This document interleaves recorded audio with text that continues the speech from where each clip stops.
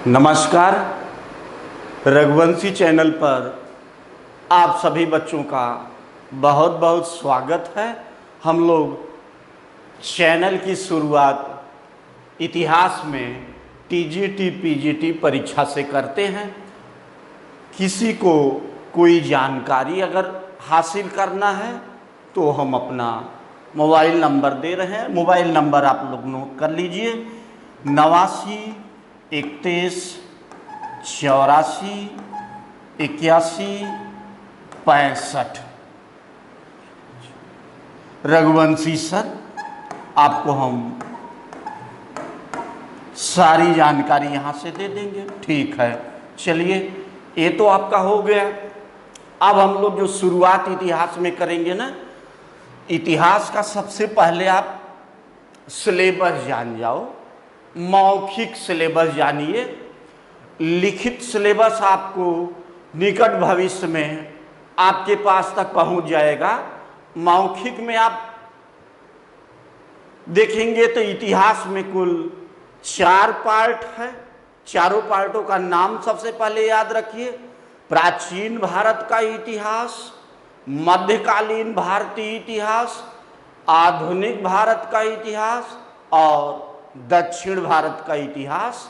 तो अब जैसे मान लीजिए प्राचीन भारत का इतिहास उठाने जा रहे हैं, तो प्राचीन भारत के इतिहास में आपको दिखाया गया शुरुआत है, कहाँ से शुरुआत है आपका जो है इतिहास जानने के साधन। इतिहास जानने के साधन से आगे बढ़ेंगे तो पहला ही चैप्टर है पाषाण काल, उसके बाद सिंधु सभ्यता, उसके बाद सिंधु सभ्यता के बाद वैदिक काल, वैदिक काल के बाद आपके हैं जैन और बौद्ध, शैव धर्म, वैष्णव, ऐसे ऐसे करके आगे बढ़ेंगे ना। तो एक तरह से आप ये जान लो कि हमारे जो खास बात है ना, हमारे सिलेबस में जो नहीं लिखा है हम उसको भी पढ़ के रखेंगे, इसलिए कि उसे कॉन्सेप्ट भी क्लियर रहेगा। कभी कभी 2-3 क्वेश्चन इधर उधर घुमा देते हैं, जो सिलेबस में नहीं है उसमें से भी पूछ लेते हैं। मान लीजिए हमको नहीं भी पूछा गया तो हमारा कॉन्सेप्ट क्लियर रहेगा ना। तो आप ये कहिए लमसम कहा जाए कि प्राचीन भारत का इतिहास हम पूरा पढ़ेंगे। सिलेबस हम आपको दे देंगे। इसी प्रकार मध्यकालीन भारतीय इतिहास भी हम पूरा पढ़ेंगे। दक्षिण भारत के इतिहास में आपको चोल वंश विशेष रूप से आया है और पढ़ेंगे दक्षिण भारत में, किंतु विशेष रूप से हम चोल वंश बढ़ा करके पढ़ेंगे। और आधुनिक भारत का इतिहास आप देखेंगे, टीजीटी परीक्षा है तो 62-63 क्वेश्चन आता है, तो उसमें से 30 क्वेश्चन मतलब आधा क्वेश्चन आपका यहीं से उठा लेता है आधुनिक भारत के इतिहास से। तो हम लोग जो शुरुआत करते हैं ना, सबसे पहले आधुनिक भारत के इतिहास से, इसलिए कि आपकी एनर्जी ऊर्जा सबसे पहले, अरे कुल मिला के हम एंसेंट उठा लेंगे तो एंसेंट से क्वेश्चन कम बनते हैं, सारी ऊर्जा आपकी वहीं खत्म हो जाएंगी। इसको पढ़ ले गए तो 30-32 क्वेश्चन आपके कंट्रोल में आ जाएगा। आधुनिक भारत के इतिहास में हम लोग शुरुआत करेंगे यूरोपीय कंपनियों का भारत में आगमन। अच्छा, जैसे मान लीजिए यूरोपीय कंपनियों में सभी कंपनियां यूरोप से आई थी, देश अलग अलग था। सबसे पहले पुर्तगाल से पुर्तगाली, डच, अंग्रेज, फ्रांसीसी। अच्छा, उसी में आप क्या करिए ना, बीच में 2 कंपनियां और हैं, बता दे रहे हैं कि उनका महत्व तो नहीं है। पुर्तगाली, डच, अंग्रेज, डेन, फ्रांसीसी और स्वीडिश अभी लिखते हैं।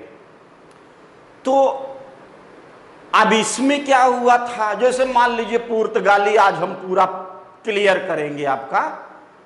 पुर्तगालियों पर जितना कुछ भी कॉन्सेप्ट सब आज के डेट में हम समझा ले जाएंगे। पढ़ाने का तरीका बता रहे हैं। अगले दिन क्या करेंगे, अगली वीडियो में पुर्तगालियों से जितना क्वेश्चन आया है या आने लायक है सारे क्वेश्चनों को हल करा देंगे अगली वीडियो। फिर हम डच अंग्रेज एक दिन पढ़ाएंगे, उसके अगले दिन हम आपको उससे रिलेटेड सारा क्वेश्चन हल करा देंगे। तो पूरा मजा आएगी, इस तरह से पढ़ने में खूब मजा आएगी, मन भी लगेगा आपका कि एक चैप्टर पढ़े फिर उससे रिलेटेड क्वेश्चन हल कर लिए, दूसरा चैप्टर पढ़े उससे रिलेटेड क्वेश्चन हल कर लिए, तीसरा पढ़े उससे रिलेटेड क्वेश्चन, ऐसे ऐसे करके पूरा आधुनिक भारत का इतिहास, दक्षिण भारत का इतिहास, मध्यकालीन और आपका प्राचीन, अगर ऐसे पूरा सिलेबस आप पढ़ ले गए ना, तब आपको किताब उताब बाहर से कुछ पढ़ने की जरूरत ही नहीं पड़ेगी। आइए हम लोग यूरोपीय कंपनियों में देखेंगे। तो बताए हैं ना, सबसे पहले हम एक नंबर पर पुर्तगाली, तो पहली कंपनी जो आई थी, अभी इन लोगों के इन्हीं के बारे में आज के डेट में डिटेल करेंगे। पुर्तगाली, डच और तीसरे नंबर पर अंग्रेज, और आगे बढ़ेंगे नंबर 4 पर आएंगे तो अंग्रेज के बाद हम लोग दे देंगे डेन, और 5वें नंबर पर फ्रांसीसी, 5वें नंबर पर फ्रांसीसी, और नंबर 6 स्वीडिश, नंबर 6 स्वीडिश। आने का क्रम यही है इन लोगों का, आप देख रहे। तो इसमें 2-3 बातें आप जान जाइए। सबसे पहले कि सभी कंपनियां यूरोप से आई थी, क्लियर हुआ। देश अलग अलग था, जैसे पुर्तगाल से पुर्तगाली, हॉलैंड से डच, इंग्लैंड से अंग्रेज, डेनमार्क डेन, फ्रांस से फ्रांसीसी, और स्वीडन से स्वीडिश। दूसरी बात देखिए कि सभी कंपनियां जल मार्ग से आई थी, और सभी कंपनियों का एकमात्र उद्देश्य भारत के साथ, नोट कर लीजिएगा, बिजनेस करना, व्यापार करना। सभी कंपनियां यूरोप से, सभी जल मार्ग से आई, और सभी का एकमात्र उद्देश्य भारत के साथ व्यापार करना। आपसे जैसे पूछा जाए ईस्ट इंडिया कंपनी की स्थापना कब हुई, तो आप बताएंगे 1600। ये गलत है। आइए हम देखते हैं। तो यहां देखेंगे तो आपसे क्वेश्चन पूछा गया कि पुर्तगाली, एक चीज ध्यान रखिए कि हमारे क्लास नोट्स आप अगर बना ले गए तो किताब पढ़ने की जरूरत नहीं पड़ेगी। ये मैं अभी तो दावा नहीं करूंगा, इसलिए कि पहली क्लास है। आपको 4-5 क्लास जाते जाते पता चल जाएगा कि हमारे रघुवंशी साहब कितने मेहनती, कितने ईमानदार हैं। बड़े ही सजगता, सतर्कता, मेहनत, परिश्रम से आपके हम टीजीटी, पीजीटी परीक्षा की तैयारी कराने जा रहे हैं। एक चीज और जान लीजिए, अभी शुरुआती दौर में है, 40-45 मिनट की वीडियो हम दे रहे हैं। ज्यादा लंबे वीडियो होने पर आप लोग पढ़ते नहीं हैं, मेहनत खराब हो जाती है। एडमिशन होने के बाद अगर आप चाहेंगे क्या 1 घंटे की वीडियो, टीजीटी पीजीटी एक घंटे की वीडियो हम देने लगेंगे, किंतु अभी 40-45 उसे आदर्श वीडियो जो मानी जाती है ना, 40-45 मिनट की ही मानी जाती है। ठीक है, वीडियो आप बीच में मत छोड़ना, पढ़ना, पूरा पढ़ना। एडमिशन कराना न कराना वो अलग प्रश्न है, किंतु जो वीडियो दे रहे हैं कम से कम, अरे डेमो में आपको चाठो पांठो जाएगी, उतने में क्लियर हो जाएगा आपका कि हाँ रघुवंशी सर को गुरु बनाना है या नहीं। आइए अब हम इधर उधर की बातें नहीं, क्लास में हम बहुत ज़्यादा, आज फर्स्ट डे था इसीलिए थोड़ा बोल दिए, सीधे हम विषय पर अटक करते हैं। नोट करिए, पुर्तगाली ईस्ट इंडिया कंपनी की स्थापना कब हुई थी? तो आप बताना 1498। वही बात यहां भी है, डच ईस्ट इंडिया कंपनी की स्थापना 1602 में। डच ईस्ट इंडिया कंपनी की स्थापना 1602, अंग्रेज ईस्ट इंडिया कंपनी की स्थापना 1600 ईस्वी में।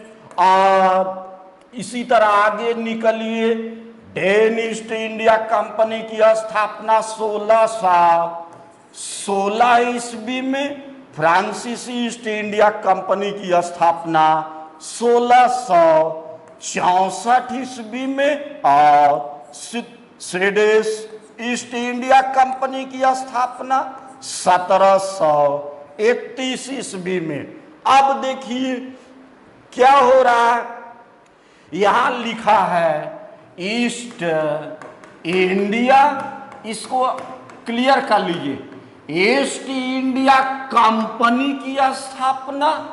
तो ये कंपनी जो है ना, आइए बच्चों इधर देखो, एक कंपनी फैक्ट्री नहीं है। यहां आपका पूछना है कंपनी का मतलब फैक्ट्री नहीं, कंपनी का मतलब व्यापारियों का ग्रुप। नोट करिए कहीं, व्यापारियों का समूह, अपने अपने, जैसे मान लीजिए अपने अपने देश में ये लोग व्यापारियों का एक समूह बना और उस समूह को उस देश की गवर्नमेंट जिस समय क्या दी, स्वीकृति, मंजूरी, व्यापारियों के समूह को जिस समय स्वीकृति मिली, उस देश की गवर्नमेंट से मंजूरी मिली,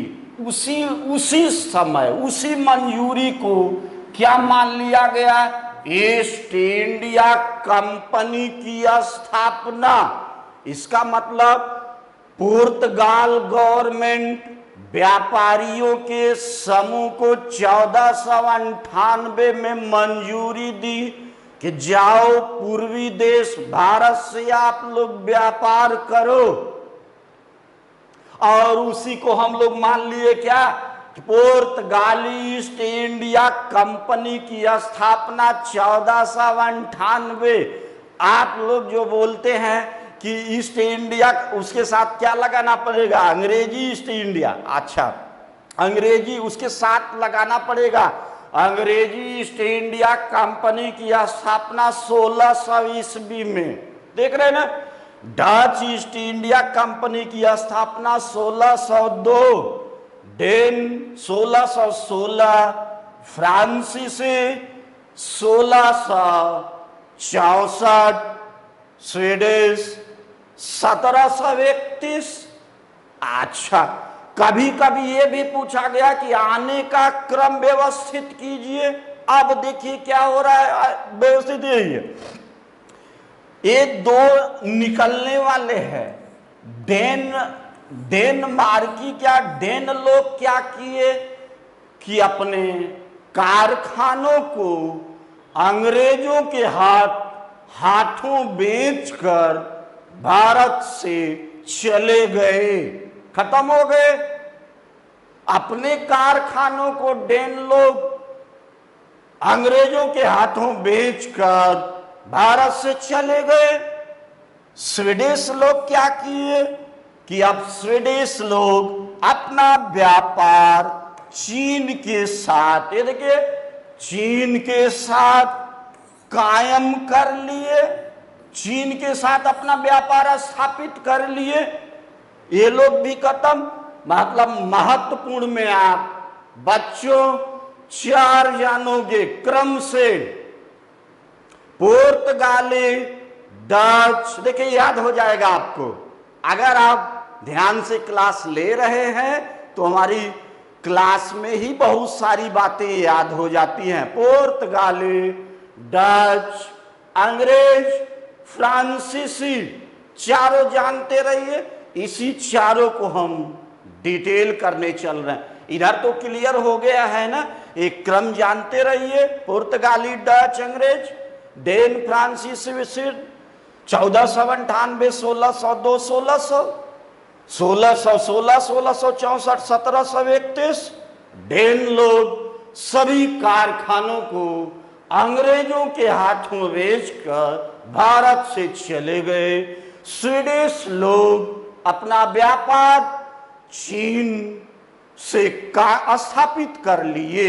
अच्छा, आप लोगों का पूछना है कि सर ये बात हजम नहीं हो रही है, यहां 1602 लिखा है, यहां 1600 लिखा है, तो आप क्लियर कॉन्सेप्ट कर लीजिए कि डच 2 लाइन में लिख लीजिए। कैसे कि डच अंग्रेजों के पहले आए, ठीक है, किंतु डच ईस्ट इंडिया कंपनी अंग्रेजी ईस्ट इंडिया कंपनी के बाद स्थापित हुई थी। 2 लाइन क्लियर हो गया ना कि डच अंग्रेजों के पहले आए, किंतु डच ईस्ट इंडिया कंपनी की स्थापना अंग्रेजी ईस्ट इंडिया कंपनी के बाद हुई थी। क्लियर हो चुका है। आगे नोट्स बनाते जाइए। चलिए आगे निकाल ले चलते हैं हम आप लोगों को। अब आज के डेट में हम लोग पुर्तगालियों का भारत में प्रवेश, ए बच्चों नोट करो, आप नोट करते रहे हमारे साथ।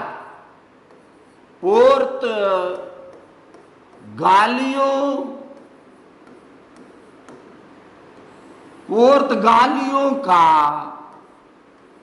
भारत में प्रवेश, ये देखिए पुर्तगालियों का भारत में प्रवेश। आगे आइए, जितना कुछ है सारा कॉन्सेप्ट क्लियर कर देते हैं इसमें। चलिए आगे बढ़िए।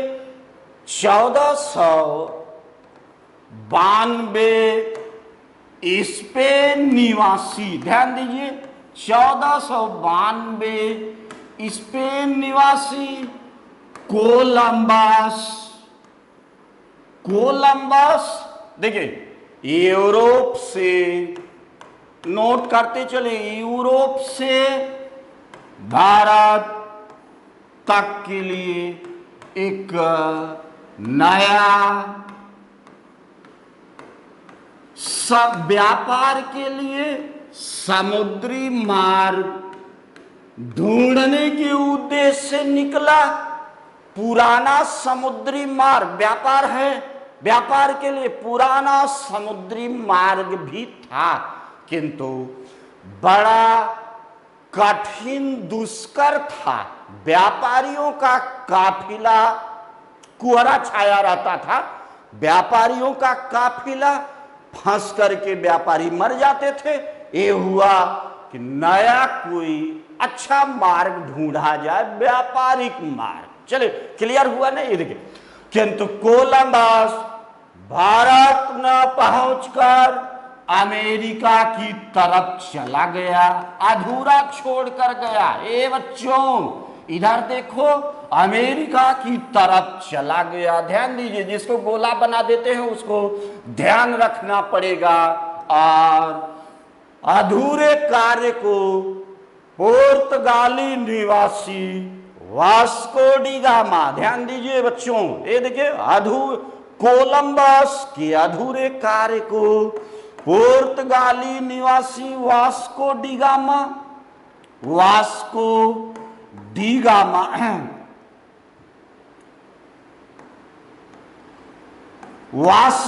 गामा।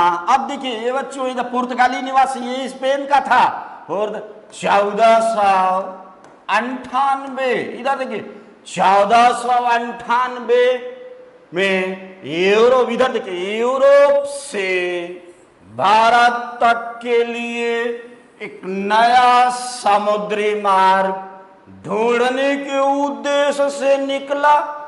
अफ्रीका, याद रखिएगा, अफ्रीका का चक्कर करता हुआ केप, अफ्रीका का चक्कर करता हुआ Cape of Good Hope, Cape of Good Hope के रास्ते आया हुआ क्वेश्चन है। अफ्रीका का चक्कर करता हुआ केप ऑफ गुड होप के रास्ते भारत पहुंच गया। भारत यानी कुल मिलाकर के सामुद्रिक व्यापारिक मार्ग, समुद्री व्यापारिक मार्ग खोज निकाला। आपसे पूछा गया है कि यूरोपीय कंपनियों में, नोट कर लीजिएगा, सर्वप्रथम समुद्री व्यापारिक मार्ग की खोज कौन लोग? पुर्तगाली। वास्को डी गामा 90 दिन की समुद्री यात्रा, ध्यान दीजिए, ये है वास्को डी गामा। 90 दिन की समुद्री यात्रा के बाद अफ्रीका का चक्कर करता हुआ केप ऑफ गुड होप के रास्ते गुजरात पहुंचा। अरब सागर शुरुआत है ना, यहीं से जल मार्ग से आ रहा है।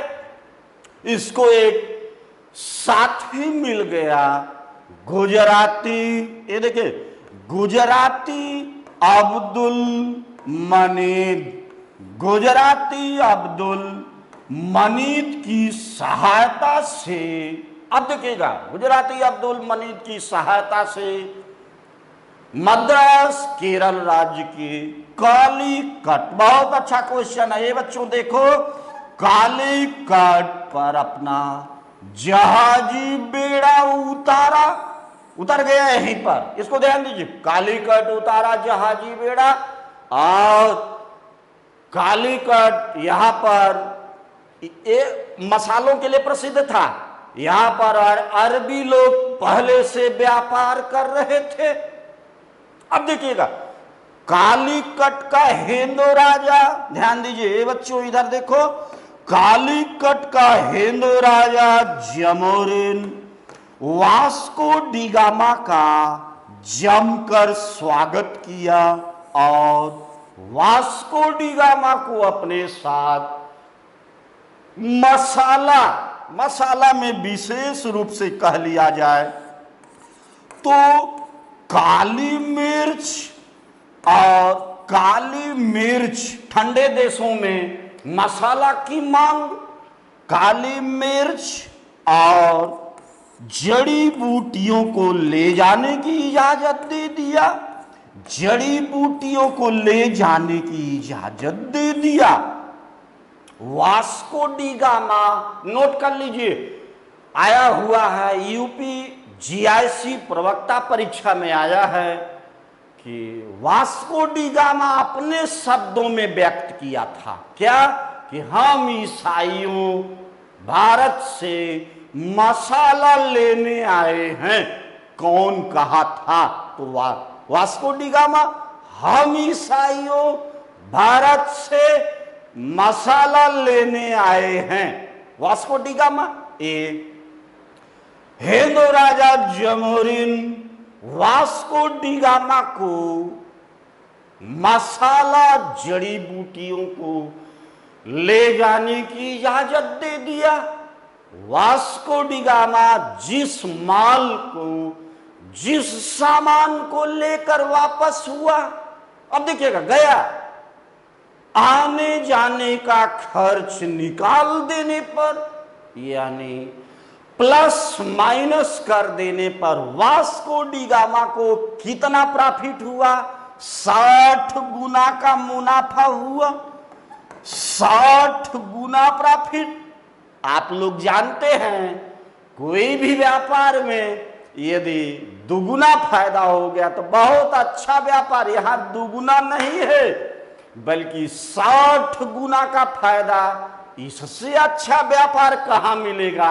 आओ चलते हैं इंडिया, इंडिया से मसाला ले आते हैं। चलिए, इस प्रकार पुर्तगालियों का भारत में आने का तांता लग गया, क्रम जारी हो गया। पुर्तगाली भारतीय बाजारों से क्या क्या ले जाते थे। अब देखिए, सबसे पहले आप नोट कर लीजिए, मसाला, मसाला, मसाला, सूती वस्त्र। ध्यान दीजिए, मसाला, सूती वस्त्र, कपड़े में लगाने वाला नील, नील की खेती होती थी। पुर्तगाली भारतीय बाजारों से मसाला, सूती वस्त्र, नील को कम दामों पर खरीद कर यूरोपीय बाजारों में ऊंचे दामों पर बेचकर भारी मुनाफा कमाते थे। यहाँ के लोगों को सोना एवं चांदी देते थे। नोट कर लीजिए, यहाँ के लोगों को सोना एवं चांदी देते थे। पुर्तगालियों का उद्देश्य, नोट कर लीजिएगा, पहला उद्देश्य था कि भारत में ईसाई धर्म का प्रचार करना। देख रहे हैं हे बच्चों, इधर देखो, बहुत अच्छा क्वेश्चन है।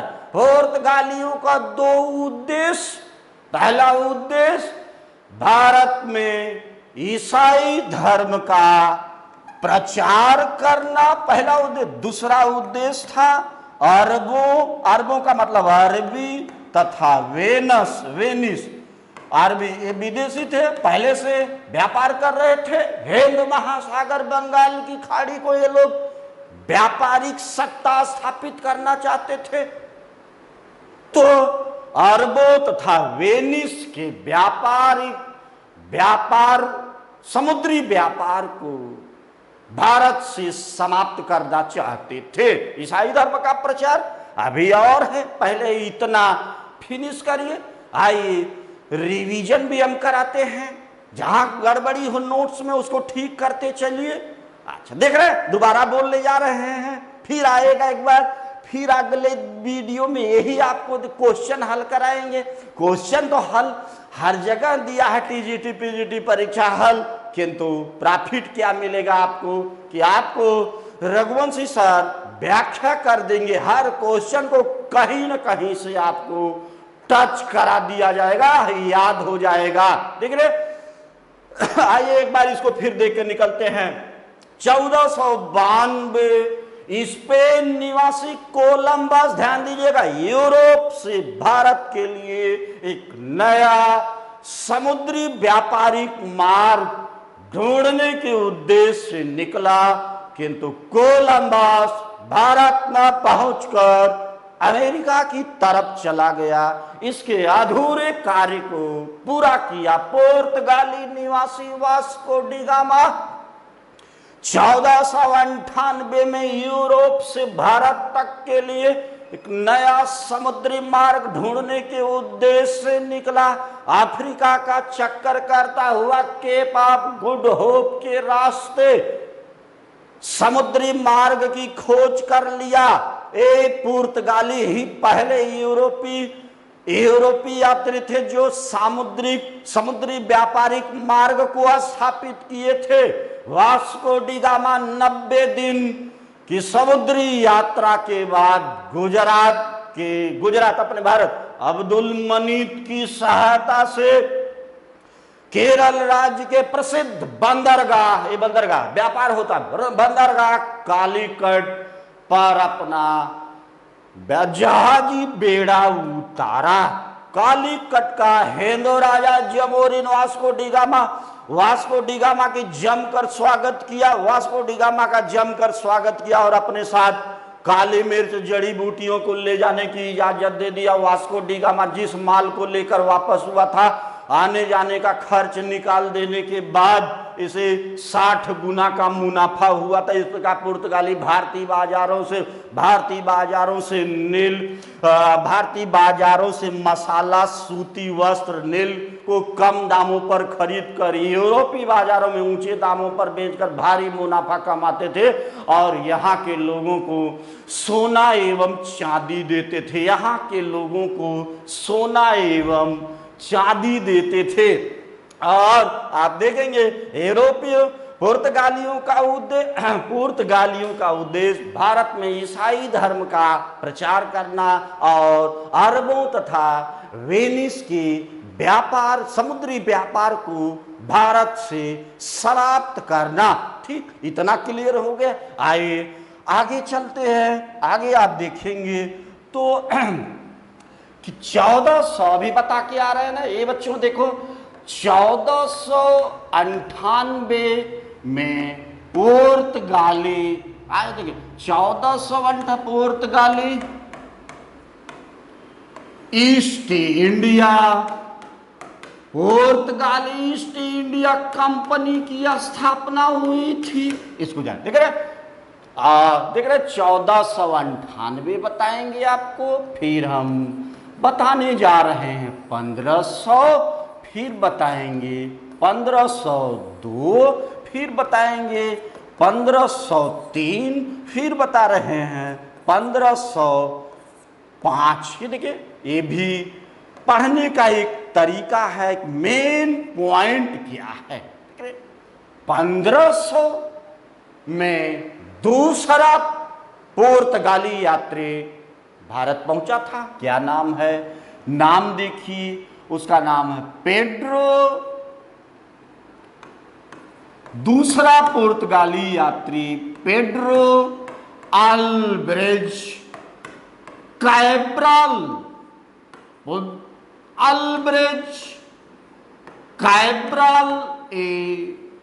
वास्को डी गामा के बाद दूसरा पुर्तगाली यात्री भारत पहुंचा था। याद रखिएगा, अल्ब्रेज कैब्राल।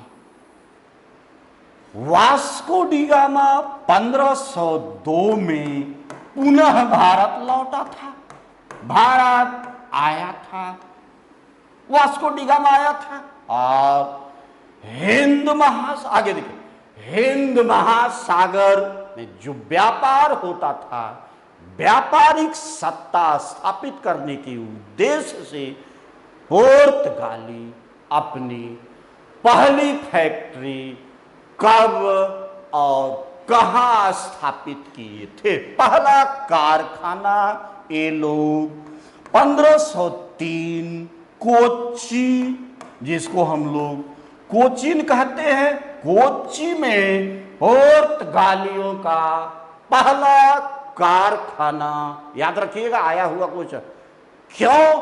क्योंकि हिंद महासागर की व्यापारिक सत्ता अपना सिक्का जमाना चाहते थे। जानते हैं? दूसरा कारखाना इनका वही बगले में कन्नूर में दूसरा कारखाना पुर्तगालियों का कन्नूर में स्थापित हुआ था। इतना क्लियर हो गया आपका। अब आप आगे बढ़ेंगे तो आपसे क्वेश्चन पूछा गया कि भारत में प्रथम पुर्तगाली वायसराय कौन था? प्रथम पुर्तगाली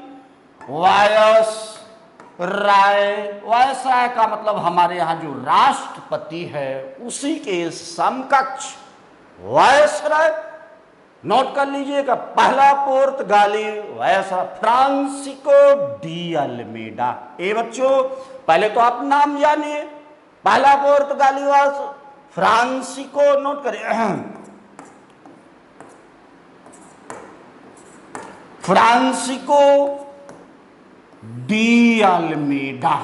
ये देखिए फ्रांसिस्को डी अल्मेडा, ये पहला पुर्तगाली वायसराय। ये क्वेश्चन हमारा क्लियर हो गया। अब अल्मेडा के समय में क्या घटना थी? Blue water policy. ये देखिए अल्मेडा के समय में, नोट कर लीजिए, blue water policy, blue water policy, Hindi शांत जल की नीति। इसको बना लीजिए, ब्रैकेट में लिखिए, शांत जल नीति या शांत जल की नीति। इसी को दूसरे रूप में क्या, इसका मतलब क्या निकल रहा है? इसका मतलब निकल रहा है कि पुर्तगाल, मतलब समझ लीजिए, पुर्तगाल गवर्नमेंट अल्मेडा को निर्देश दिया, क्या निर्देश दिया? कि भारत में एक ऐसा, ये देखिए, एक ऐसा दुर्ग का निर्माण किया जाए, दुर्ग मतलब किला, जिसका उद्देश्य, ये बच्चों देखो, जिसका उद्देश्य सुरक्षा न होकर, देख रहे हैं, जिसका उद्देश्य, दुर्ग का उद्देश्य सुरक्षा न होकर बल्कि हिंद महासागर के व्यापार पर, व्यापारिक क्षेत्रों पर कब्जा करना, उद्देश्य नहीं बल्कि हिंद महासागर के व्यापारिक, मतलब इन लोगों का जो उद्देश्य था वो हिंद महासागर के व्यापारिक क्षेत्रों को अपने कब्जे में लेना। इसी को क्या नाम? ब्लू वाटर पॉलिसी, शांत जल की नीति, शांत जल की नीति। आइए, अभी है, ये क्लियर हुआ, अभी और वायसराय का नाम लेके आ रहे हैं। ये देखिए 1458, यहां से याद है, 1498 पुर्तगाली ईस्ट इंडिया कंपनी की स्थापना, 1502 में दूसरा पुर्तगाली यात्री पेड्रो अल्वारेज कैब्रल भारत आया और 1502 में 1502 में पेड्रो अल्वारेज, थोड़ा सा दरवाजा, पेड्रो अल्वारेज कैब्रल 1500 में आया और 1502 में वास्को डी गामा दूसरी बार भारत, 1503 में हिंद महासागर के व्यापार पर कब्जा करने के लिए कोच्चि में ये लोग पहला कारखाना, और 1505 में कन्नूर में दूसरा कारखाना। फिर देखिए पुर्तगाली प्रथम, भारत में प्रथम पुर्तगाली वायसराय फ्रांसिस्को डी अल्मेडा के समय ब्लू वाटर पॉलिसी, शांत जल की नीति। पुर्तगाली गवर्नमेंट अल्मेडा को निर्देश दे कि भारत में ऐसा दुर्ग खड़ा करो कि जिसका उद्देश्य सुरक्षा न होकर बल्कि हिंद महासागर के व्यापारिक क्षेत्रों पर कब्जा करना। इसी को नाम दिया गया था ब्लू वाटर पॉलिसी।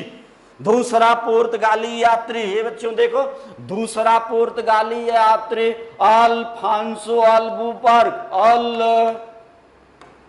अल्फांसो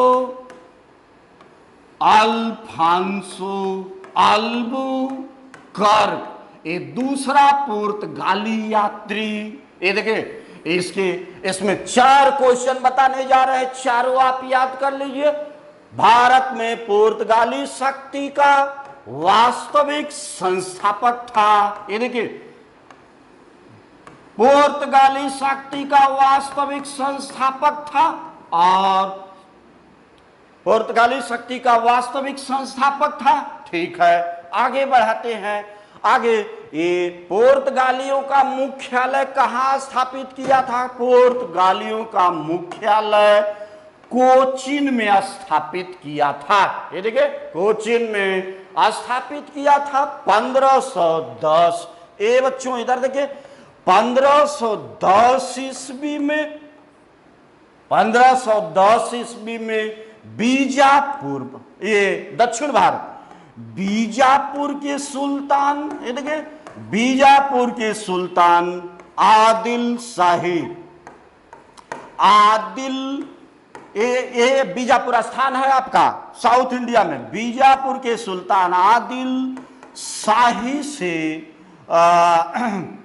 शाही से गोवा को जीत लिया था। याद रखिएगा, पूछा गया है कि गोवा कहां से जीता था, तो बीजापुर से आदिल शाही से हाथों ले लिया।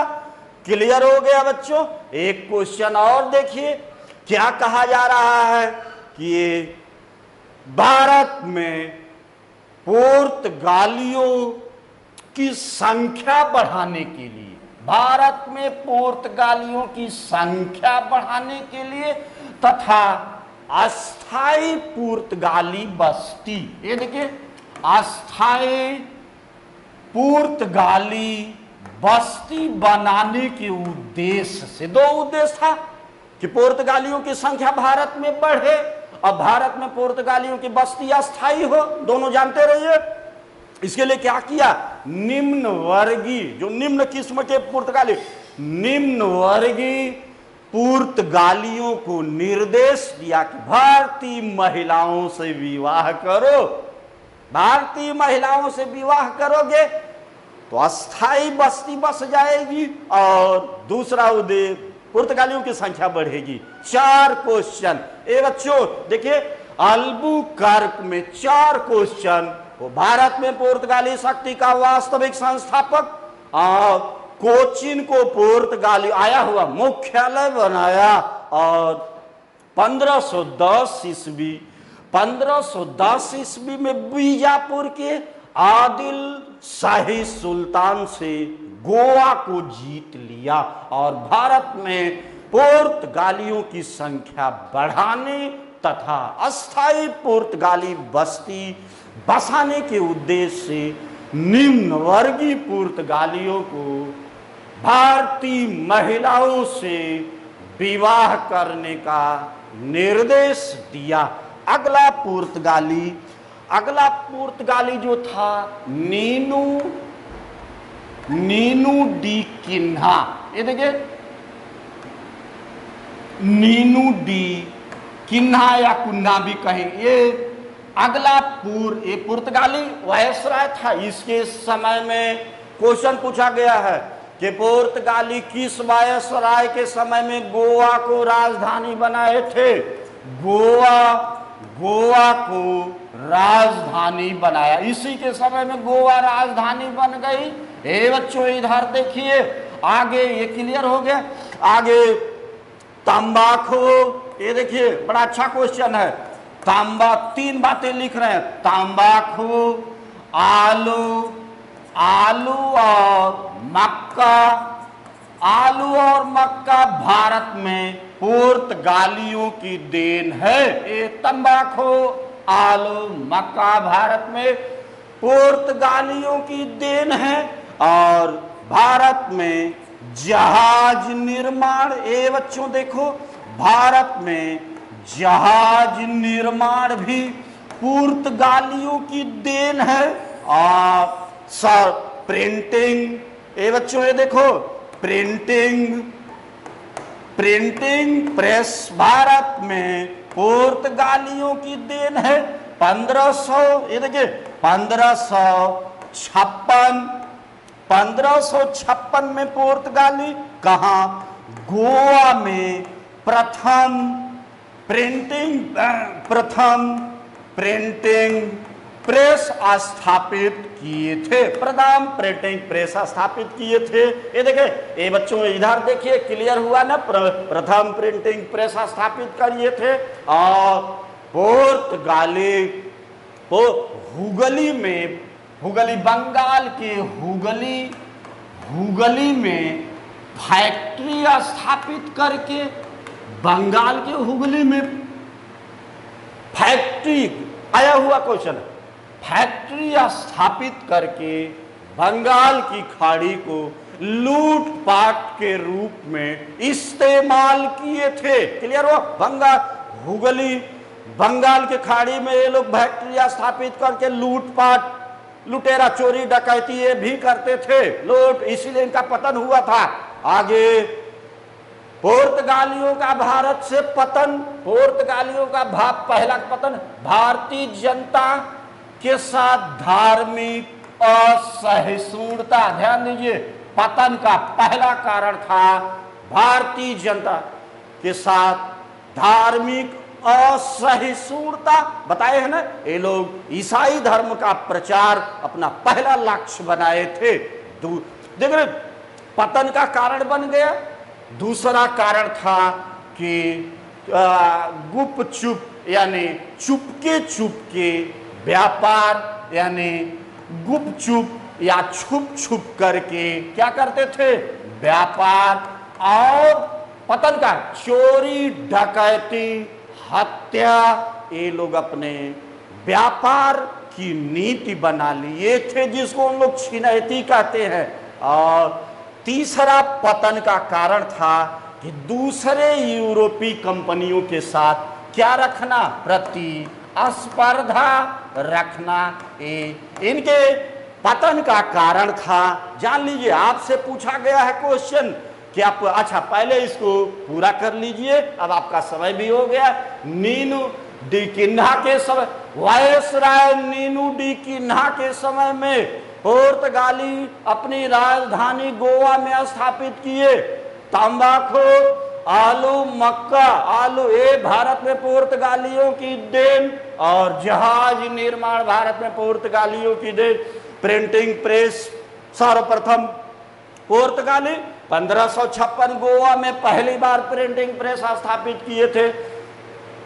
बंगाल हुगली में फैक्ट्री स्थापित करके बंगाल की खाड़ी को लूटपाट के रूप में इस्तेमाल किए थे। इनके पतन का 3 कारण, भारतीय जनता के साथ धार्मिक असहिष्णुता, क्योंकि इनका उद्देश्य ईसाई धर्म का प्रचार करना, और दूसरा छुप छुप करके चुपके व्यापार और चोरी डकैती हत्या अपने व्यापारिक नीति का हिस्सा बना लिए। दूसरे यूरोपीय यात्रियों के साथ प्रतिस्पर्धा रखना। और फिर बच्चों देखिए, एक क्वेश्चन इसमें और हम बताने जा पुर्तगाली, ध्यान दीजिए कि पुर्तगाली भारत में सर्वप्रथम आए और सबसे बाद में गए थे। सर्वप्रथम आए और सबसे बाद में गए कब, ये देखिए स्वतंत्रता पर 1961 में पुर्तगालियों को सैनिक कार्यवाही के द्वारा गोवा दमन दीव से खाली कराया गया। इंडिया गवर्नमेंट इन लोगों को भगाई, कह लीजिए, सैनिक कार्रवाई के द्वारा इनको खाली कराया गया पुर्तगालियों। देख रहे हो 1900, देख रहे हो बच्चों, सारी चीजें हम आपको पढ़ाए, क्लियर किए, रिवीजन भी कराए, और इस पर अगले दिन जितने क्वेश्चन बने हैं सारे क्वेश्चन हल करा देंगे।